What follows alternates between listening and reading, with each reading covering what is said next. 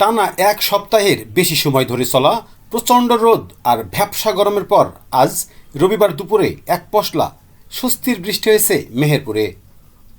অসহনীয় গরম থেকে কিছুটা হলেও স্বস্তি মিলেছে জনমনে।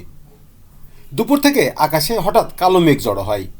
এরপর বেলা 2টার দিকে হালকা বাতাসের সাথে শুরু হয় বৃষ্টি। আকাশ মেঘাচ্ছন্ন থাকায় যে কোনো সময় নামতে পারে অঝড় ধারায় বৃষ্টি। এর আগে তাপপ্রবাহ না থাকলেও এক সপ্তাহের বেশি সময় ধরে চলা প্রচণ্ড রোদ আর ভ্যাপসা গরমে অস্বস্তি বেড়েছিল মেহেরপুরের জনজীবনে। ঘর থেকে বাইরে বের হলে গরম বাতাসে জ্বলে যাচ্ছিল মুখমণ্ডল, ব্যাহত হচ্ছিল স্বাভাবিক চলাচল। সকাল থেকে শুরু করে সূর্যাস্ত পর্যন্ত সমানে তাপ ছড়াচ্ছিল সূর্য। রুক্ষ হয়ে উঠেছিল প্রকৃতি, কোথাও যেন স্বস্তি নেই। জীবিকার তাগিদে তপ্ত রোদে পুড়েছে কৃষি ও শ্রমজীবী মানুষ। তবে হালকা বৃষ্টিতে শীতল হয়েছে মেহেরপুর।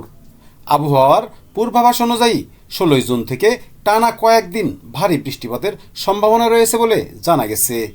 নিজে দেখুন, অন্যকে দেখাতে ভিডিওটি শেয়ার করে আমাদের সাথেই থাকুন।